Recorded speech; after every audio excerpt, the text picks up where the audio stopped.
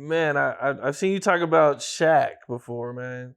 You know, how'd you link up with Shaq and Man, we linked up with Shaq day one when Shaq first started rapping. He made this album. He had Nas on it, Biggie, like nobody fronted on him. And me and Big Pun went down to Orlando. He's probably the first big mansion I ever went into.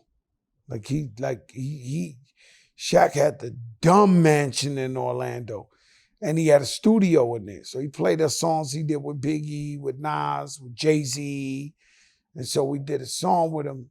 But the funniest shit is he put us in a hotel in Orlando, fly hotel like this, and they left the room service on. And this is when Big Pun and Fat Joe, when you see them pictures of us looking like the Kingpin, man, we might have ordered, no lie, maybe 100, 200 orders of shrimp cocktails, 50 turkey sandwiches. Like we was violating the room bill. Violating, like, it was a crime. More chicken wings, more like we was just disgusted with it.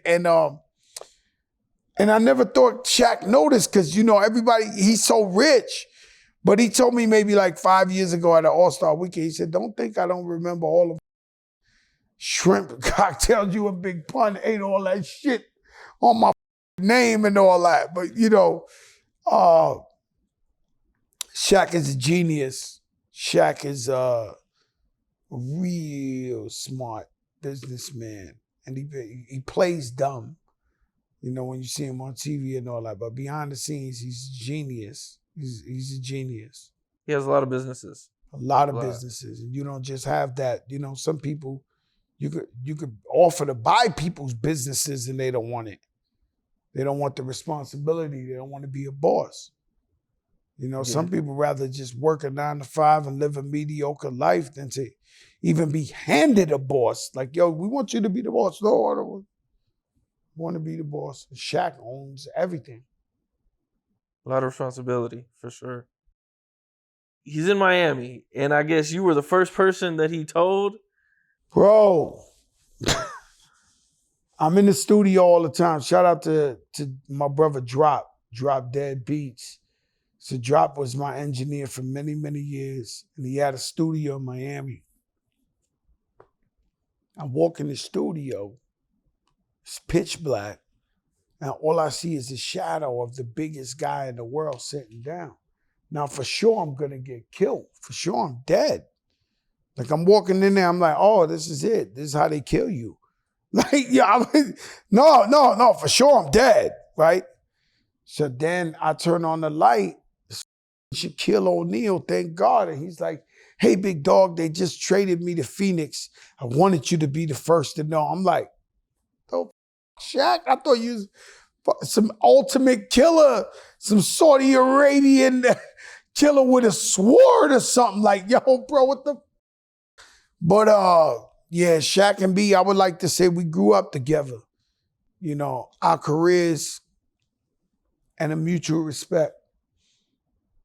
Yeah, man, that's a wild story, man.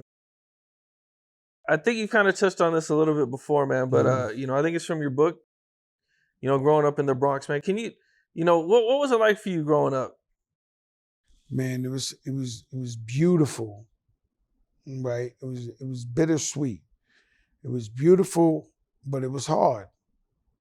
So many layers to growing up in the Bronx. Growing up in the Bronx, I didn't know just being a fan, breakdancing, writing graffiti, electric boogieing. I didn't know I was a part of hip hop history, just being a fan, attending these block parties, these jams. And so where you from, LA?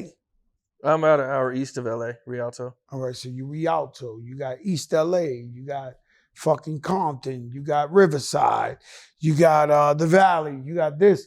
No, I'm born there. Like, I'm born in the soil. Every now and then I look on Twitter, the House of Hate, and they be like, oh, you're an appropriator. I'm like, they must not know where I'm from. I'm from the soil. Like, one day I'm watching Melly Mel play basketball, and the next day he's at the Grammys with Shaka Khan. Talking about Shaka Khan, Shaka Khan, Shaka Khan. Let me tell you, the first Latino MC, Ruby D, that you see on Wild Style, he's from my block. I watched him as a little kid playing softball. He had like 9 brothers. They were the best softball. Point is, all that shit was my block. The movie Beat Street was 2 blocks away from my projects. All the shit was my block. As a kid, 5, 6, 7, 8, 9, 10 years old. So the beauty of something coming from nothing, I call it a natural resource. It's poor people's music.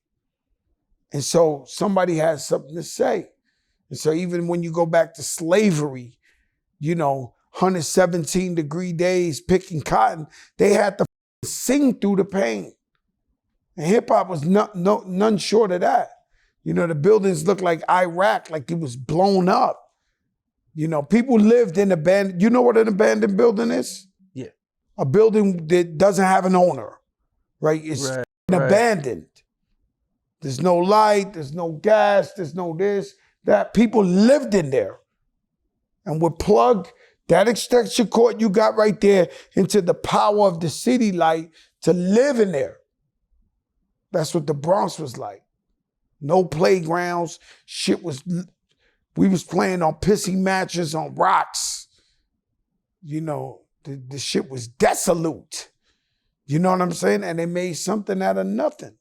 But the thing is, we suffered a little less than this generation because we didn't have social media. So we didn't know what we was missing. We didn't know what we was missing. We didn't know that people were living better. We didn't know that people had nice cars. We didn't know that people had good restaurants. Like, we thought this is what everybody got to be living fucked up in the world. What's up? This is Cam Capone. We got more content like this coming soon. So hit that like button, subscribe, and stay locked in to Cam Capone News.